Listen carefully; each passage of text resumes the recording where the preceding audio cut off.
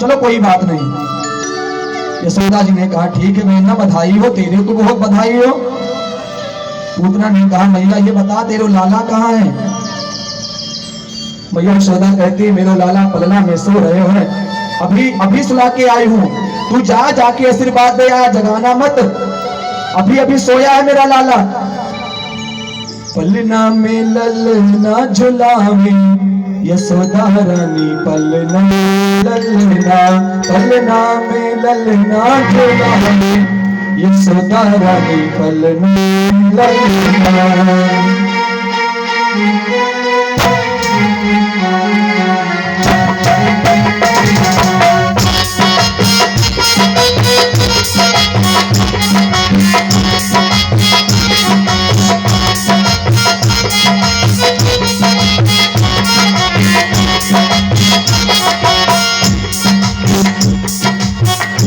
खिलावे और ललना खिलावे, ललना खिलावे और ललना खिलावे, ललना खिलावे, ललना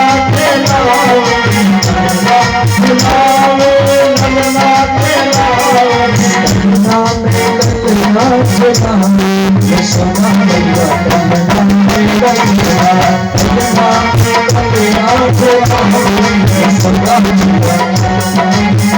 जय हो।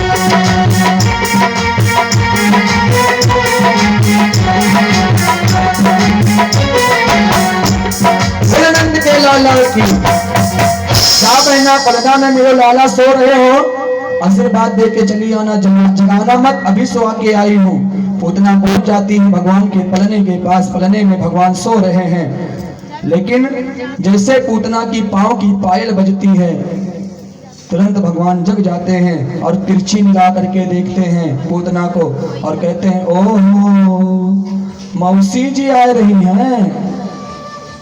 भगवान तुरंत समझ जा रहे हैं, भगवान कहते हैं मौसी जी आ रही हैं। अब बताओ, भगवान ने कहा अरे हम तो आए थे माखन मिश्री खाने के लिए, हम तो आए थे दूध दही खाने के लिए,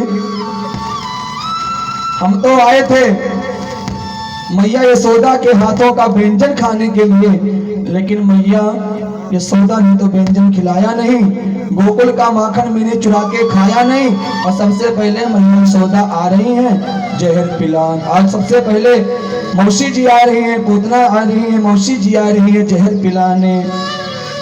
भगवान तिरछी निगाह करके मौसी जी को देखते हैं, इधर पूतना भगवान के पलने के पास पहुंच जाती है। पूतना सोचती है कि ये वही लाला है, आज मैं इसको जिंदा नहीं छोड़ूंगी, यही मेरे भैया का काल हो सकता है। भगवान ने जैसे ही पूतना के मुख को देखा महाराज, भगवान ने पूतना को देखते ही अपनी आंखें को बंद कर लिया। अब यहाँ कर संतों का अपना भाव है, भगवान ने पूतना को देखकर अपनी आंखों को क्यों बंद किया? कारण क्या था कि उन्होंने पूतना को देखकर अपने आंखों को क्यों बंद कर दिया? इस पे क्या कारण था? भगवान ने ऐसा किया क्यों? एक संत कहते हैं भगवान ने जब पूतना को देखा तो इसलिए उन्होंने आंखें बंद किया क्योंकि भगवान आंखें बंद करके भगवान श्री गणेश का ध्यान कर रहे हैं।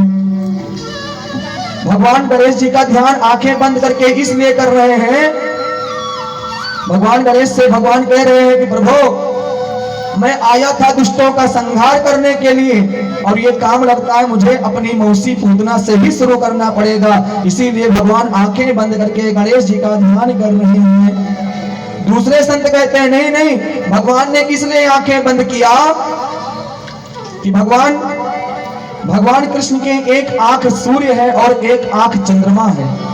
जब सूर्य और चंद्रमा ने पूतना को देखा तो सूर्य और चंद्रमा ने अपने आप को ढक लिया। सूर्य और चंद्रमा ने सोचा कि जिन कन्हैया को देखने के लिए लोगों की आंखें तरसती रहती हैं, जिन भगवान का दर्शन पाने के लिए लोग वर्षों तक तपस्या करते हैं, और इस दुष्ट पूतना को देखो, यही मेरे भगवान को मारने आई है। ये पूतना कौन थी? ये पूतना जो है राजा बलि की बहन थी। जब भगवान वामन गए, बलि के यहाँ बलि से कहा कि मुझे 3 पग धरती दे दो। 3 पग धरती वामन जी ने मांगी राजा बलि से।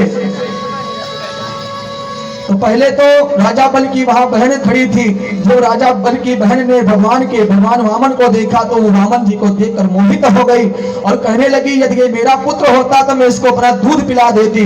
लेकिन जब 3 पग धरती का राजा बल ने संकल्प कर दिया और भगवान वामन विराट रूप में आ गए, तब वही राजा बल की बहन सोचती है कि अगर ये मेरा पुत्र होता तो मैं इसको जहर पिला देती।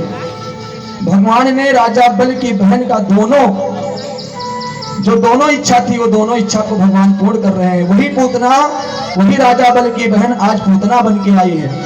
वो दूध भी पिलाने आई है और उसके दूध में जहर भी लगा हुआ है। भगवान कहते हैं भक्त की जो इच्छा होती है आज नहीं तो कल मैं उसे जरूर पूरा करता हूँ। राजा बल की बहन की इच्छा थी कि मैं दूध पिलाऊंगी, फिर इच्छा हुई कि मैं जहर पिलाऊंगी। भगवान आज दोनों एक साथ नहीं पूर्ण कर रहे हैं। पूतना ने कन्हैया को उठाया गोद में और अपने स्तन को निकाल करके भगवान के मुख में दिया। भगवान भी मुस्कुराए, मौसी जी हम भी बड़े भूखे हैं, यशोदा मैया ने हमको दूध बहुत कम पिलाया है, अभी आज मैं आपका ही दूध पीऊंगा। भगवान भी मुस्कुराए और मौसी के दूध को, पूतना के दूध को खींचने लगे अपने छोटे से मुख से। आपने देखा होगा जब छोटा सा बच्चा माँ का दूध पीता है तो एक हाथ से वो माँ के दूसरे स्तन को पकड़े रहता है। आज भगवान भी एक हाथ से पूतना के दूसरे स्तन को पकड़ करके बड़े प्रेम से दूध पी रहे हैं। देखते देखते भगवान ने पूतना के पहले दूध को पिया, तो दूध के साथ ही भगवान पूतना के प्राणों को खींचने लगे। पूतना चिल्लाई, लाला क्या कर रहे हो? कन्हैया तुम क्या कर रहे हो? लाला क्या कर रहे हो? पूतना अपने आप को कमजोर महसूस करने लगी। भगवान कृष्ण ने तिरछी निगाह से देखा, मौसी जी हम जल्दी किसी को पकड़ते नहीं हैं और जिसको एक बार पकड़ ले उसको छोड़ते नहीं। पकड़ दिया मैंने आपको, अब तो मैं आपको ठिकाने लगा करके ही छोड़ूंगा। जैसे ही भगवान पूतना के दूध को खींचने लगे, प्राण को खींचने लगे, वो पूतना घबरा गई। पूतना भागती है, चिल्लाती है, बचाओ बचाओ बचाओ। पूतना कन्हैया को लेकर के आकाश में उड़ जाती है, अनंत आकाश में उड़ते उड़ते जा रही है। लेकिन भगवान अभी भी पूतना के दूध को पी रहे हैं, प्राण खींच रहे हैं। लाला छोड़ दो मुझे, लाला छोड़ दो मुझे, लाला छोड़ दो मुझे। कन्हैया कहते हैं मौसी जी छोड़ूंगा नहीं, आज मैं आपको ठिकाने लगाकर ही छोड़ूंगा। पूतना के सारे दूध के साथ में भगवान ने पूतना के प्राणों को भी अपने मुंह से खींच लिया और वो पूतना के जब प्राण निकल गए, वो पूतना विकराल रूप में होकर के धड़ाम से जमीन पे गिर पड़ी। और जो पूतना धड़ाम से जमीन पे गिरी, पूरी की पूरी धरती कप गई। पूतना का शरीर 18 किलोमीटर में गिरा, इतना लंबा चौड़ा उसका शरीर था। गोकुल में 18 किलोमीटर में जितने भी पेड़ थे सब पूतना के शरीर के नीचे आए और चकनाचूर हो गए। धम्म से आवाज हुआ, सारे गोकुल में हड़प्पा हो गया। इधर मैया यशोदा ने सबसे पहले अपने कन्हैया को देखने के लिए पलने के पास जाती हैं और जब मैया देखती हैं कि पलना में ललना नहीं है तो मैया की आंखों में आंसू आ जाता है। मैया यशोदा कहती हैं बुढ़ापे में मुझे बच्चा हुआ था, वो भी गायब हो गया, मैं क्या करूं? बाबा नंद बाबा भी घर पे नहीं है। यशोदा रानी कहती है मेरा कन्हैया कहाँ गया, मेरा लाला कहाँ गया, मेरा लाला कहाँ गया? सारे गोकुलवासी सोचते हैं नंद बाबा ने घर की जिम्मेदारी हम पे डाली थी, अगर कुछ हो गया कन्हैया को तो बाबा बहुत ही गुस्सा होंगे सारे गोकुलवासी। जिस तरफ से धम से आवाज आई थी उसी तरफ की तरफ सारे गोकुलवासी दौड़ पड़ते हैं। और जब दौड़ के जाते हैं गोकुल के बाहर तो क्या देखते हैं, पूतना का विशाल शरीर पड़ा हुआ है और भगवान कृष्ण पूतना के सीने के ऊपर, पूतना के हृदय के ऊपर भगवान खेल रहे हैं, मुस्कुरा रहे हैं। झट से एक ग्वाले ने दौड़ के भगवान को पूतना के सीने से नीचे उतारा और ला करके मैया यशोदा को दिया। यशोदा जी ने कन्हैया को गले से लगाया। एक गोपी कहती है कि तेरे कन्हैया को या पूतना की नजर लग गई है, पहले इसका झाड़ा पोछा कर दे। मैया ले जाकर के गाय के पूंछ से कन्हैया को झाड़ती है, गोमूत्र में भगवान को स्नान कराती है। मैया कहती है भगवान गोविंद मेरे बच्चे की रक्षा करें, भगवान ऋषिकेश मेरे बालक की रक्षा करें। भगवान मुस्कुराते हैं और कहते हैं ये लो, मेरे ही नाम से मुझे ही झाड़ रही हैं, मेरे ही नाम से मुझे ही यशोदा जी झाड़ रही हैं। इधर ग्वाल वालों ने पूतना के शरीर को देखा, महाराज ये राक्षसी यहाँ आई कैसे, और आई तो आई, ये मरी कैसे। सारी के सारे ग्वाल बाल अपनी अपनी बुद्धि लगा रहे हैं। तब तक नंद बाबा भी पहुंच जाते हैं गोकुल। नंद बाबा ने कहा अब ये हमारे गोकुल में मरी है तो इसका अंतिम संस्कार हम ही लोगों को करना पड़ेगा, नहीं तो इसके शरीर से गंध आने लगेगी। सारे ग्वालों ने कहा बाबा इसको जलाने के लिए इतना बड़ा शरीर है 18 किलोमीटर का, हम इसको कैसे जलाएंगे। बाबा ने कही कि जितने भी पेड़ इसके शरीर से नीचे आके टूट गए हैं, खंडित हो गए हैं, सारे पेड़ों को काट काट करके इसके ऊपर गांज दो और मिट्टी का तेल डाल करके उसमें आग लगा दो। ऐसा ही किया ग्वालों ने। महाराज जैसे ही ग्वाल बालों ने पूतना के शरीर को आग लगाया, उसके शरीर से बहुत ही अच्छी सुगंध निकली। पूरा का पूरा गोकुल महकने लगा, पूरा का पूरा मथुरा महकने लगा। इतनी अच्छी सुगंध उसके शरीर से निकली। राजा परीक्षित ने श्री सुखदेव जी से प्रश्न किया कि जो पूतना जिसने ये सोचा कि मैं कन्हैया को मारूंगी, जिसके हृदय में ये भावना थी कि मैं भगवान को मारूंगी, वो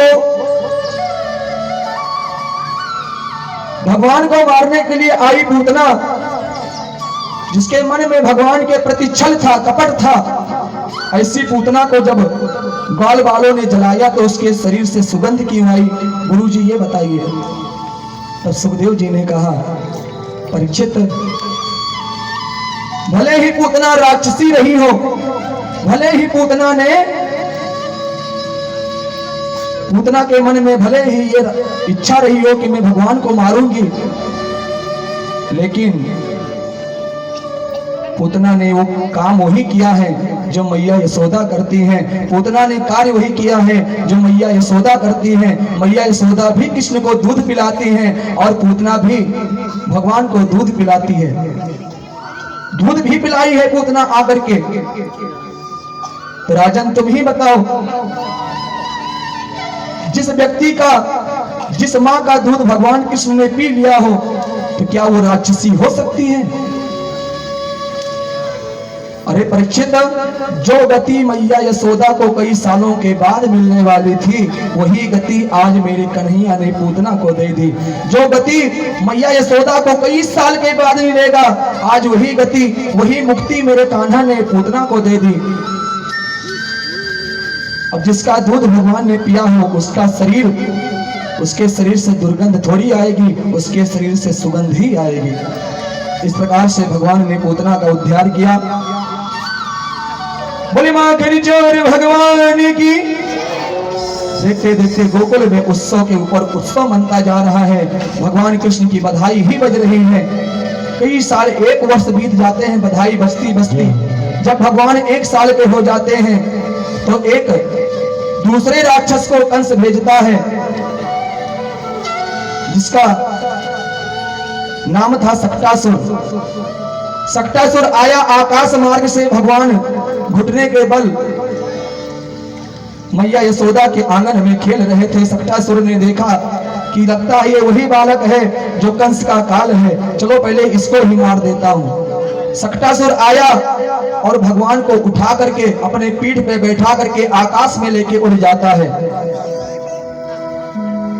सक्टासुर भगवान को लेके आकाश में उड़ जाता है। भगवान ने भी अपनी लीला रची।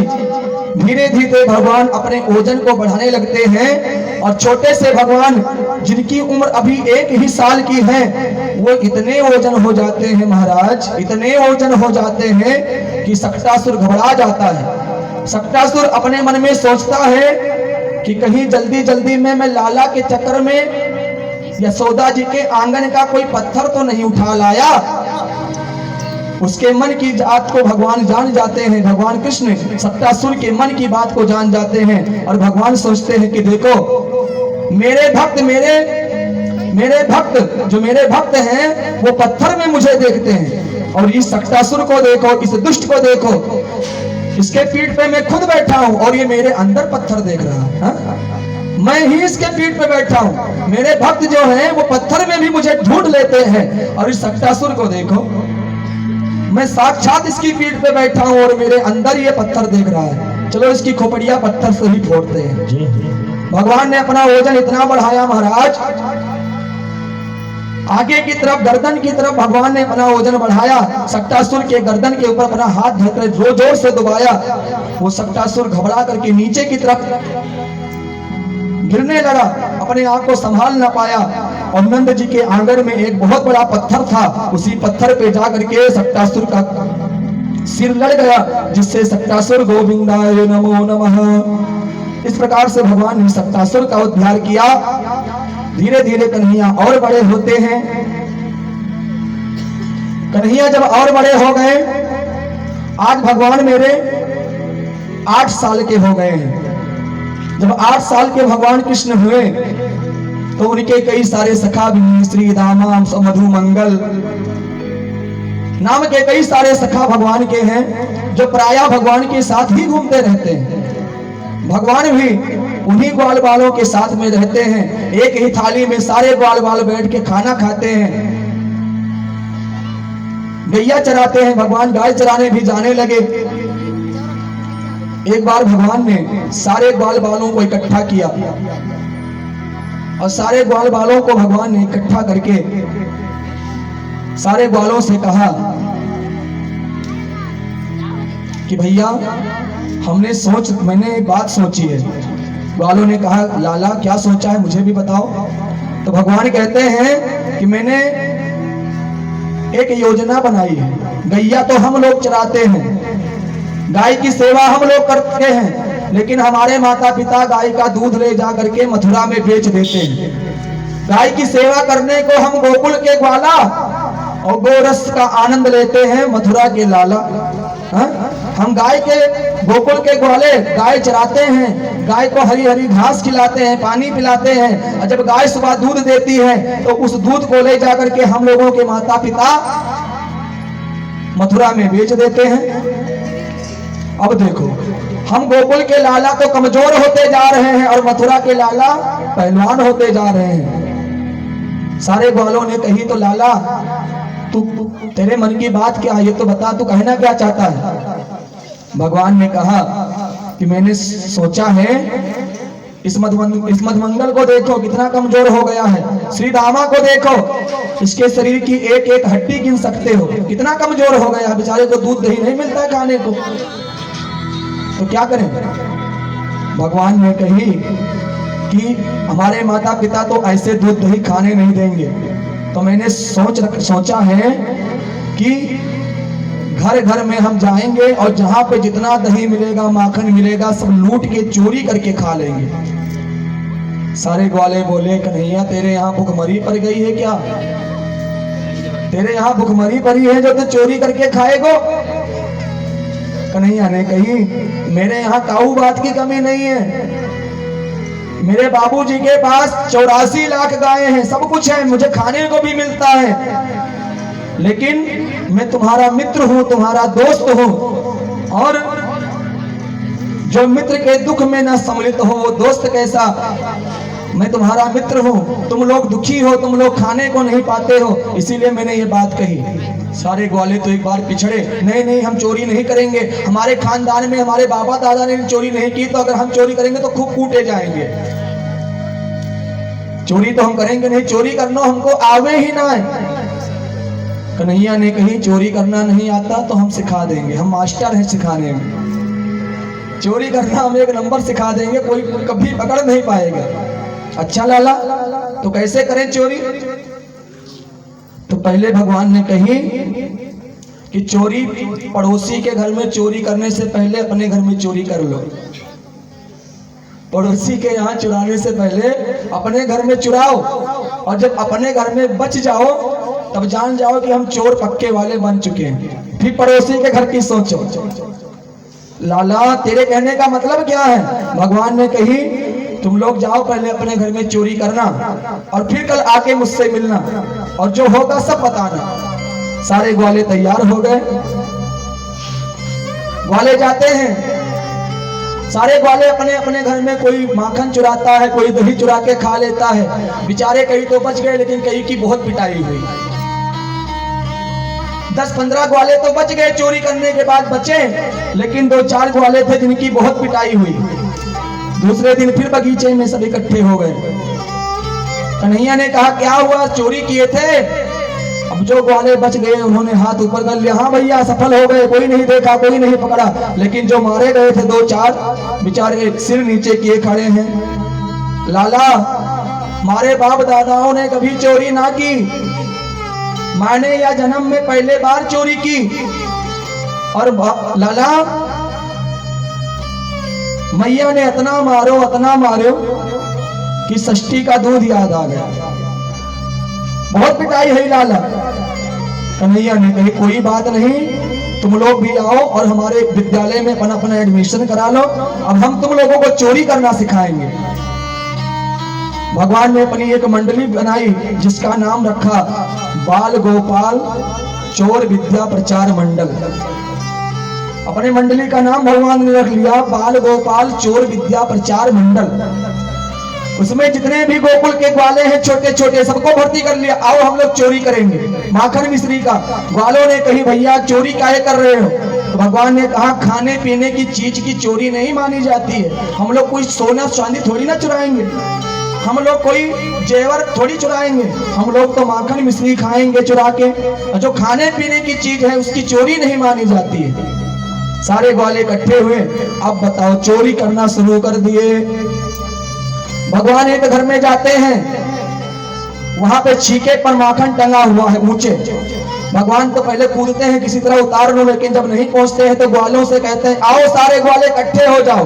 अब तो ग्वाले मचाना बना के तैयार कर देते हैं। भगवान सबके ऊपर चढ़ते चढ़ते एकदम ऊपर चढ़ जाते हैं और मटकी को उखाड़ करके निकाल के माखन खाने लगते हैं। ग्वाले कहते हैं कन्हैया अकेले खाएगो क्या, हमहू को तो दे। भगवान ऊपर से माखन नीचे की ओर हाथ निकाल के नीचे गिराते हैं और सारे ग्वाले चाट के खूब खाते हैं। जब उनका पेट भर जाता है, सारे ग्वालों का पेट भर जाता है, तो भगवान माखन को निकाल के सूंघते हैं। छी छी छी छी किसी बदबू आ रही है, छी। अभी तक उसी माखन को खा रहे थे और जब पेट भर गया छी छी छी कितनी बदबू आ रही है, कितना गंदा माखन है, अरे इस माखन को कोई खाएगा तो बीमार हो जाएगा। अब भगवान ने क्या किया, उस ग्वाले के यहाँ जितना भी माखन का मटकी था सब धमाधम पटक के फोड़ दिया। छी इसमें तो कोरोना वायरस आ गया है, इसका कोई खाएगा तो बीमार हो जाएगा। सारे के सारे मटकी को भगवान फोड़ देते हैं और जब माखन छितरा जाता है पूरे आंगन में तो भगवान, अब बताओ भगवान की बंदरों की न जाने क्या जा रही है। गोकुल में जितने बंदर हैं सब भगवान के दोस्त बन गए हैं। भगवान ने आवाज लगाई ए बंदरों आ जाओ। अब जितने बंदर गोकुल में थे सारे के सारे उस ग्वाले के घर में घुस जाते हैं और जितना माखन मिश्री छिताया था नीचे सारे बंदर चाट के खाने लगते हैं। एक बार भगवान एक घर में घुसते हैं माखन खाने के चक्कर में। भगवान ग्वाल वालों के साथ उस घर में घुसे तो पूरा घर भगवान छान मारे, पूरा घर छान देते हैं भगवान, लेकिन पूरे घर में कहीं खाने की कोई चीज नहीं मिलती। जब भगवान को पूरे घर में खाने की कोई चीज नहीं मिली तो भगवान ने कहा, छी ये घर है कि मरघट, अरे इस घर में खाने के लिए कुछ है ही नहीं, ये घर है कि मरघट है। भगवान ने कहा कि यहाँ पे खाने को नहीं मिला है तो चलो इन घर के जो सदस्य हैं उन्हीं को परेशान करते हैं। उसी घर में उस ग्वाले की एक छोरी थी, एक लड़की थी जो खटिया पे सो रही थी और उसकी माँ घर के बाहर बैठ के चावल बीन रही थी। अब भगवान ने क्या किया, उस छोरी के बाल को खींच के खटिया के पाटी में कस के बांध दिया।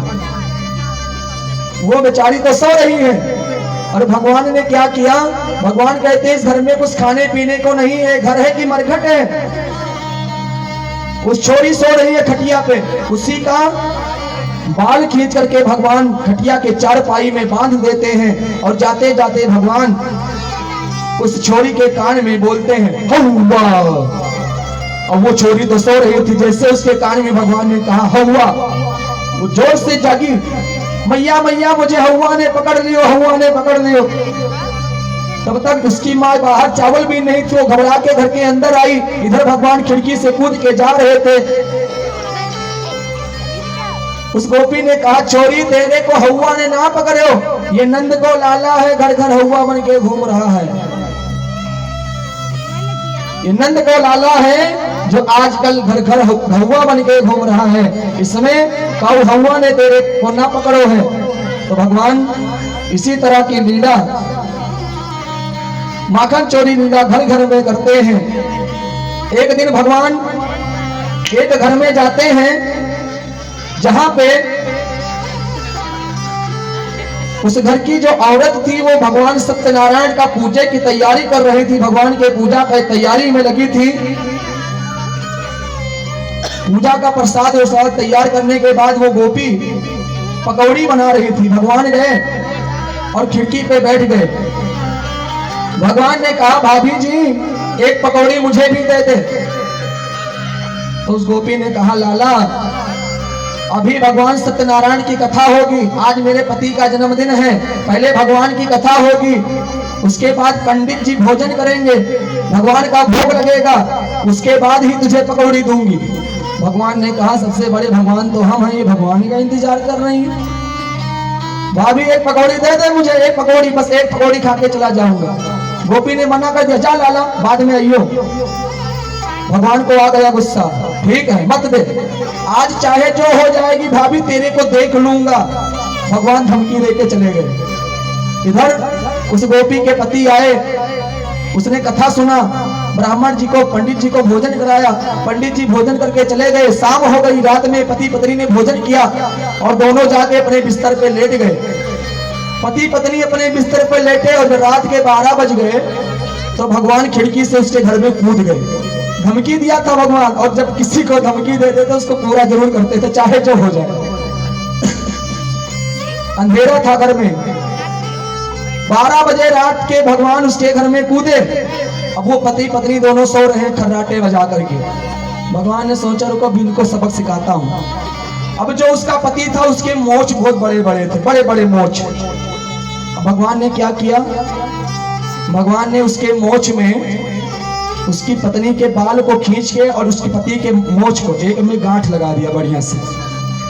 पति देवता का मोछ और पत्नी का चोटी बाल एक में कस के बांध दिया और वहां से चले गए। अब आधी रात को पति देवता को प्यास लगी, और जब पति देवता को प्यास लगी तो उन्होंने कहा, सुनती हो बड़े जोर से प्यास लगी है, पानी लेके आओ। अब जब वो गोपी अपने पति के लिए पानी लेने के लिए उठती है तो पति देव का मोछ उसके चोटी से बंधी है, खींच जाती है। पति बोलता है, मेरे मोछों को क्यों खींच रही हो? तो इधर पत्नी भी कहती है, तुम भी मेरे बाल को क्यों खींच रहे हो? वो कहता है, तुम मेरे मोछ को क्यों खींच रही हो? वो कहती है, तुम मेरे बाल को क्यों खींच रहे हो? खींच रही हो, खींच रहे हो, खींच रही हो, खींच रहे हो, खींच रही हो, खींच रहे हो, करते करते बेचारे पति की मोछ उखड़ गई। अब बताओ, ऐसे ऐसे भगवान कहते हैं, ऐसे ऐसे उपद्रव करते हैं, गोकुल में लीला करते हैं। भगवान की लीला को भगवान ही जाने। चोरी से चुपके से मेरे मेरे घर के पीछे से हो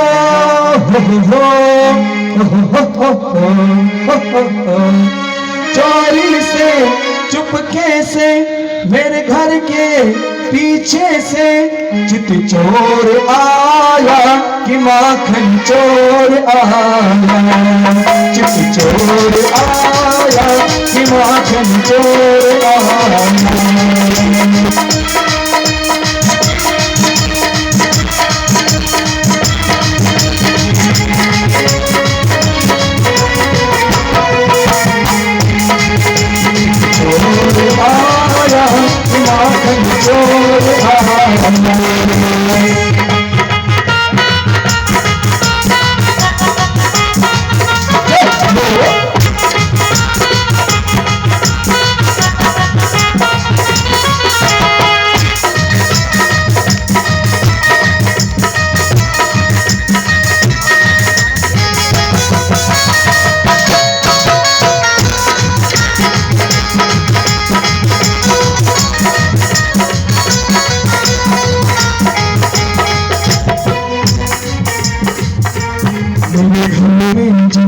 शाम जब ये शाम घुसा चीटी से माखन लूट लिया, बाले बाले ये संग मिलकर खूब बड़ा उत्पात किया, खूब बड़ा उत्पात किया, उत्पात किया, उत्पात किया। जब देखा ये भागा, जब देखा ये भागा, खिड़की से खिड़की से खिड़की से खिड़की से मैं कूद आया कि माखन चोर आया, मैं कूद आया कि माखन चोर आया, चोर आया कि माखन चोर आया, चोर आया कि माखन चोर आया, चोर आया कि माखन चोर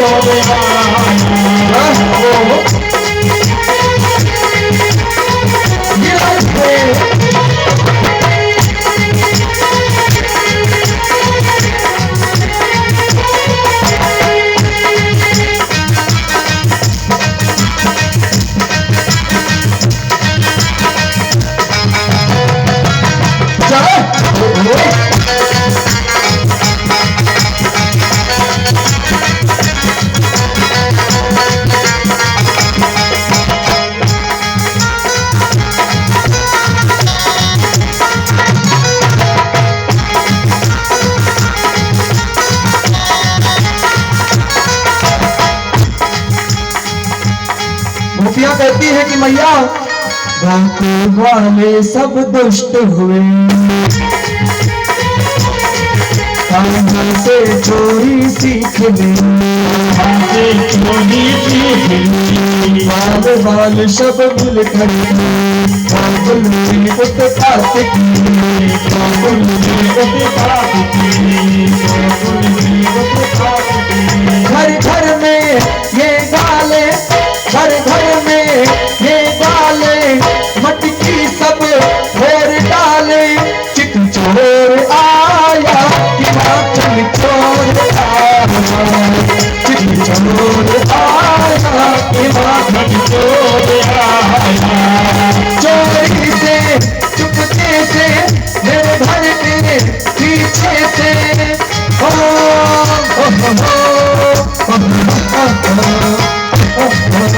चोरी से चुपके से मेरे घर के पीछे से चित चोर आया कि माखन चोर आया, चित चोर आया कि माखन चोर आया, चित चोर आया कि माखन चोर आया।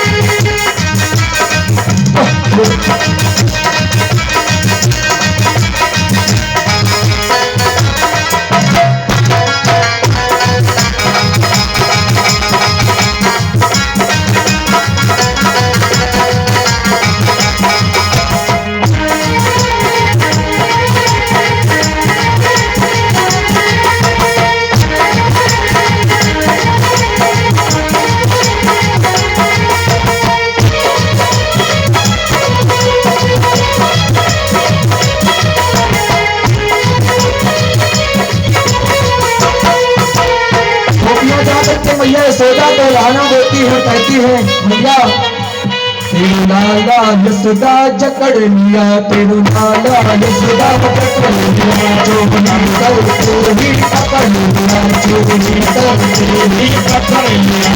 हम सब गोकुल गोपियाँ सुनने हैं अब कहानियाँ,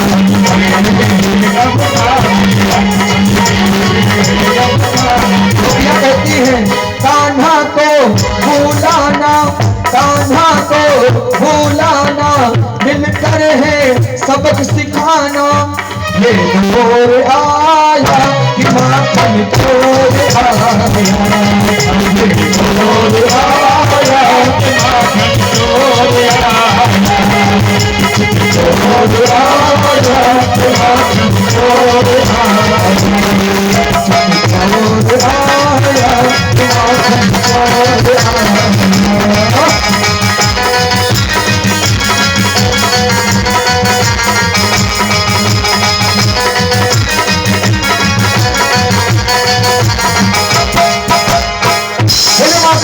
भगवान की आज भगवान कन्हैया गोकुल के ग्वालों को साथ मिलने करके चोर बन करके गली गली माखन चोरी कर रहे हैं। भगवान और थोड़े बड़े होते हैं जब, तो आप गोपियों को अभी तक चोरी ही ठीक था भगवान का, लेकिन अब चोरी से भी जब ग्वालों के साथ मिल करके चोरी करके गोकुल वासियों को जब परेशान नहीं ज्यादा कर पाए, तो भगवान क्या करते हैं, जब गोपियां जाती हैं मटकी लेकर के पानी भरने यमुना जी में, और जो ही गोपियां यमुना जी से पानी भर के चलती हैं, पीछे से भगवान क्या करते हैं, गुलियर ले रहते हैं और गुलियर से निशाना लगा करके मटकी में ऐसे मारते हैं महाराज, पीछे से मटकी में छेद हो जाता है, और जो वो ग्वाली पानी लेकर जा रही होती है पीछे से पानी गिरने लगता है, और घर पहुंचते पहुंचते पता लगता है पूरी मटकी ही खाली है गई। बाद में फिर वो गोपी मटकी दूसरी मटकी लेकर आती है पानी भरने के लिए, फिर भगवान मटकी को फोड़ देते हैं। इस प्रकार से भगवान गोपियों को परेशान करने लगे।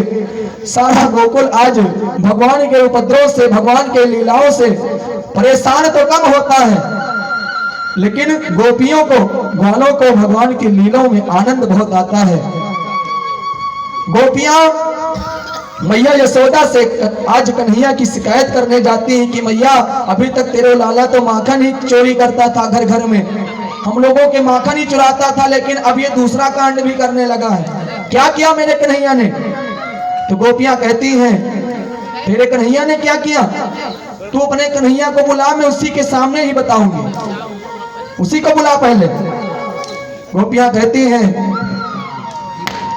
कि ये जो तेरा कन्हैया है ना, हम लोग जाती हैं यमुना में जब पानी भरने के लिए, पानी भर के जैसे ही चलती हैं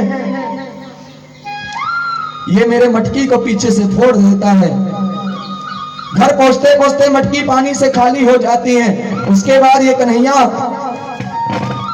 एक बार फोड़े तो फोड़े, बार बार वो मटकी में छेद के ऊपर छेद करता जाता है। एक बार तो मैं जब गई पानी भरने के लिए, मटकी इसने फोड़ दी, और जब मैं जान गई कि कन्हैया ने मेरे मटकी को फोड़ा है, मैंने इससे कहा लाला तेने मेरे मटकी को क्यों फोड़ी? तो जानती हूँ मैया क्या कहता है? ये कहता है कि भाभी जी मैंने तेरे मटकी को ना फोड़ी है, तेरी मटकी तो घर से ही फूटी थी। ये मुझसे उल्टा झगड़ा करता है, यानी इसको जब मैं इससे शिकायत करती हूँ उसकी, तो मुझसे लड़ जाता है। गोपियां कहती हैं तूने पकड़ी कलाई भरी जोरियां हैं, तूने पकड़ी कलाई भरी जोरियां हैं, तोड़ी हाथों की सारी चूड़ियां हैं, तूने पकड़ी कलाई भरी चूड़ियां हैं, तोड़ी हाथों की सारी चूड़ियां हैं। परेशान है सामत जी से, परेशान है सामत जी से, ब्रज की छोरियां हैं, तूने पकड़ी कलाई भरी चूड़ियां हैं, तोड़ी हाथों की सारी चूड़ियां हैं।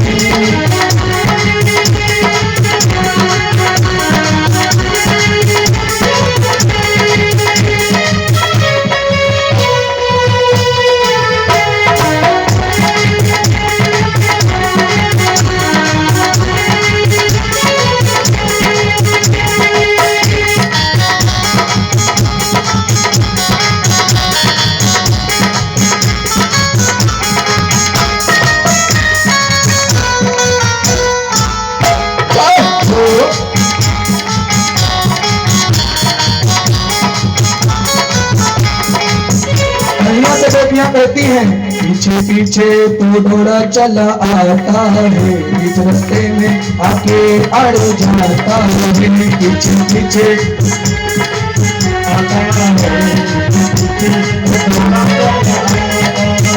पीछे पीछे तो डोरा चला आता है, बीच रास्ते में आके अड़ जाता है, पीछे पीछे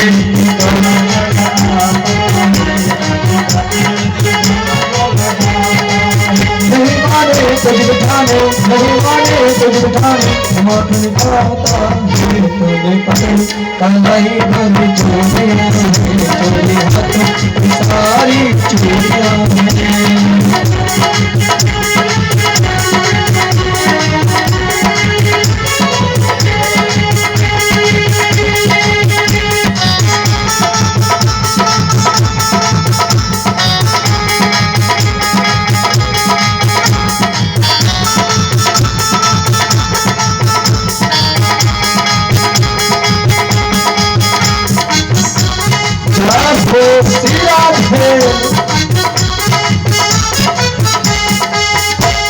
करती है कन्हैया से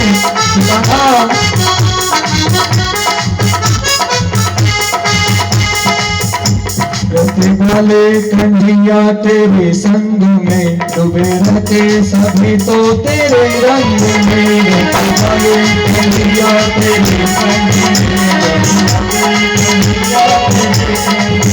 रहते वाले कन्हैया तेरे संग में, डूबे रहते सभी तो तेरे रंग में, रहते वाले कन्हैया तेरे संग में,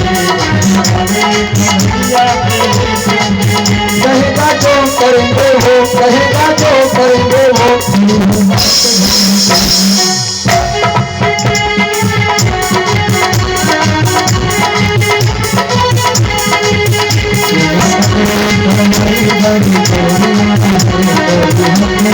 सारी चूड़ियां।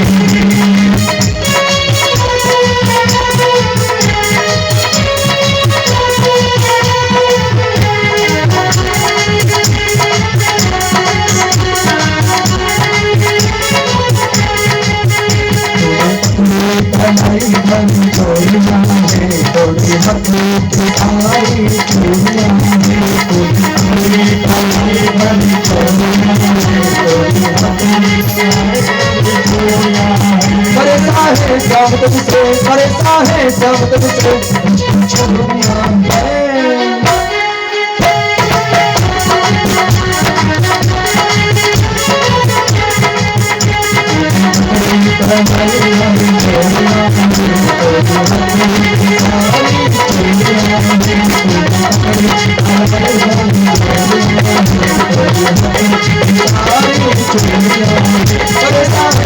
तुझसे, परेशान है श्याम तुझसे, ब्रज की छोरियां।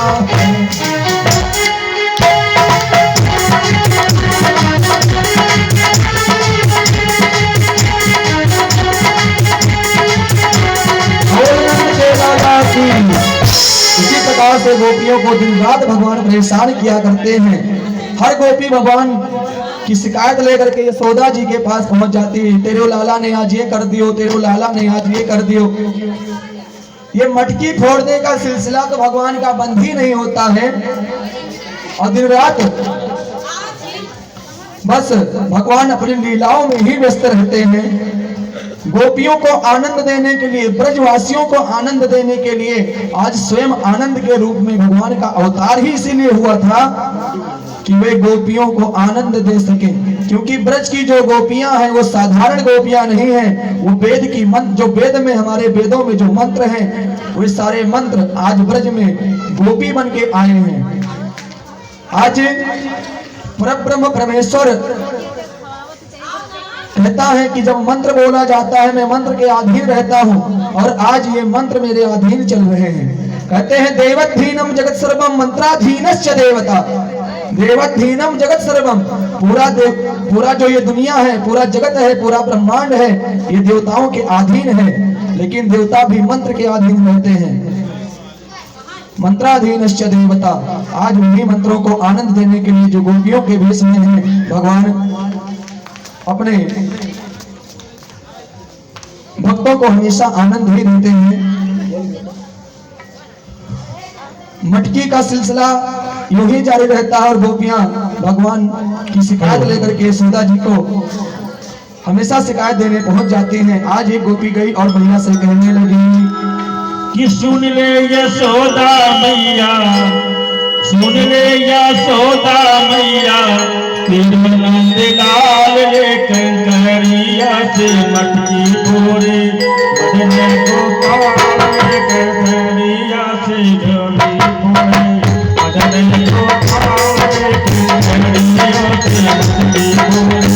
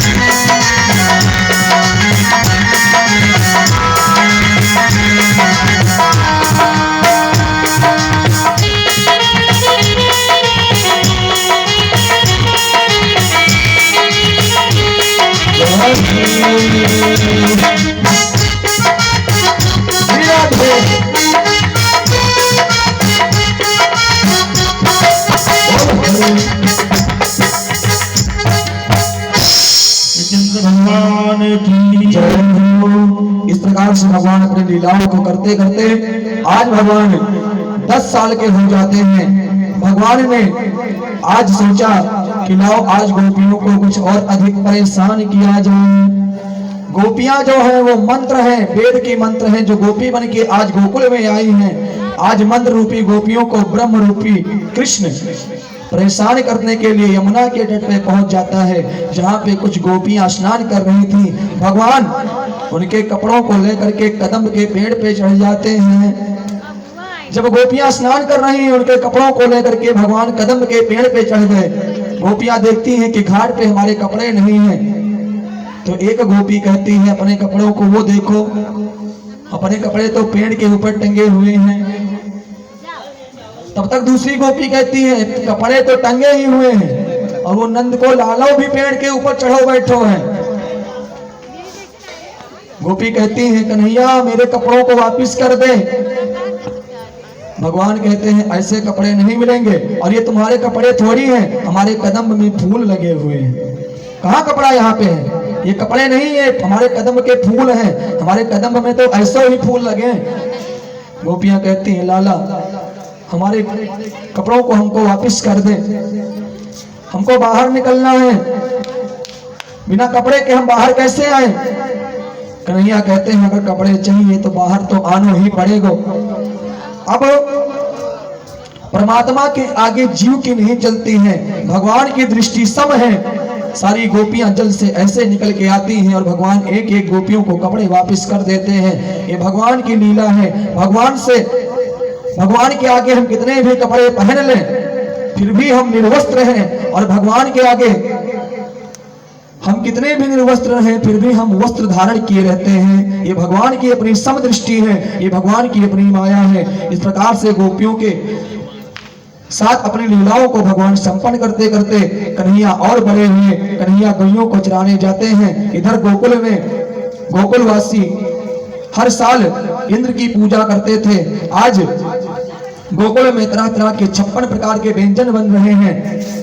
भगवान कृष्ण ने बाबा नंद से पूछा कि बाबा ये इतना आज गोकुल में शोर क्यों मचा हुआ है, इतने पकवान क्यों बन रहे हैं? बाबा नंद ने कही कि लाला तेरे को ना पता, अपने गोकुल में हर साल इंद्र की पूजा होती है, तभी इंद्र पानी बरसाता है। अगर इंद्र की पूजा नहीं होगी तो पानी नहीं बरसाएगा। भगवान ने कहा कि इंद्र पानी कैसे नहीं बरसाएगा?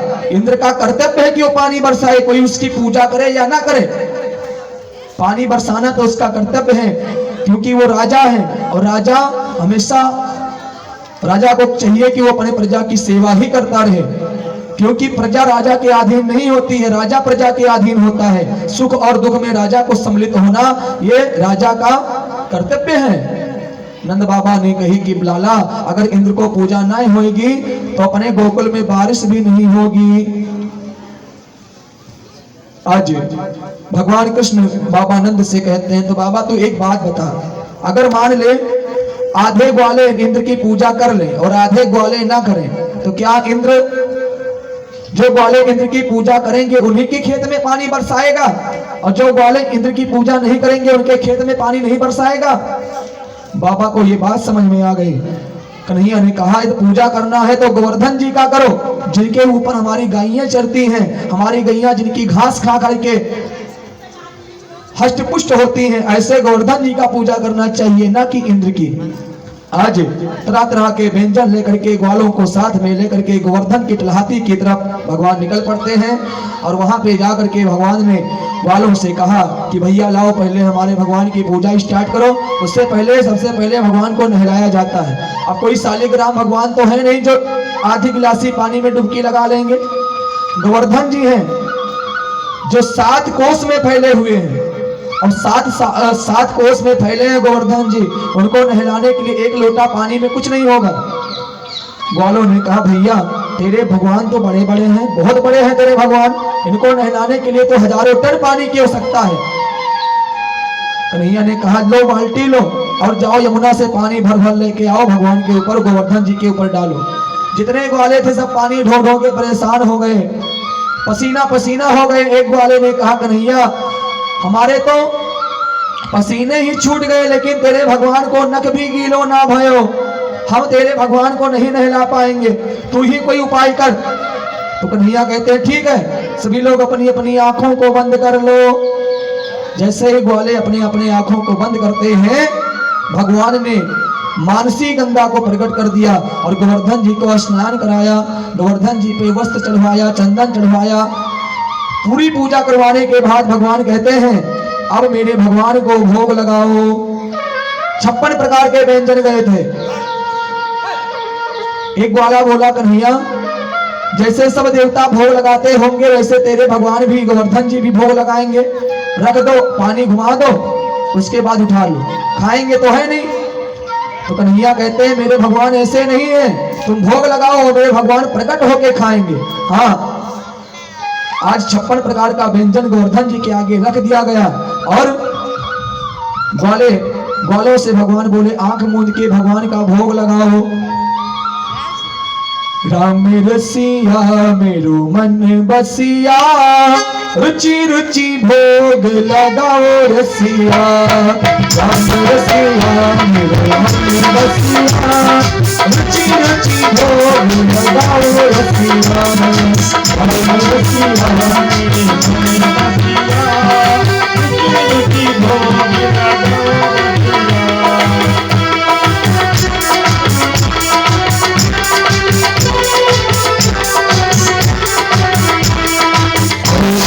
भोग लगाओ मेरे प्रभु जी, ऐसो भोग लगाओ मेरे प्रभु जी, ऐसो भोग लगाओ मेरे प्रभु जी, ऐसो भोग लगाओ मेरे प्रभु जी। अमृत है जाए रसिया, सब अमृत है जाए रसिया, रुचि रुचि भोग लगाओ रसिया। रुचि रुचि भोग लगाओ रसिया।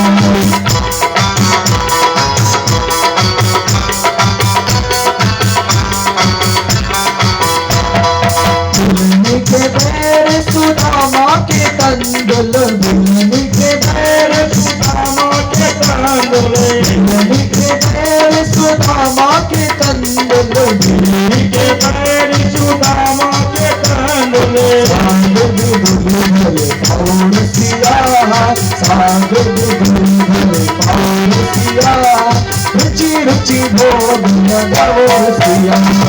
राम रसिया मेरे मन बसिया, रुचि रुचि भोग। बोले गोवर्धन भगवान की। सारे ग्वाले हाथ जोड़ के भगवान से रुचि रुचि भोग लगाने का प्रार्थना कर रहे हैं। इधर भगवान कृष्ण एक भेष में तो ग्वाले के ग्वाल बालाओं के साथ खड़े हैं और दूसरे भेष में भगवान गोवर्धन जी के ऊपर प्रकट हो गए। बोलिए गोवर्धन भगवान की। भगवान कृष्ण ही दूसरा भेष बना करके गोवर्धन जी के ऊपर प्रकट हो जाते हैं और ग्वालों से कहते हैं लाओ ग्वालों, मैं गोवर्धन भगवान हूँ, लाओ मुझे खिलाओ। क्या क्या लाए हो?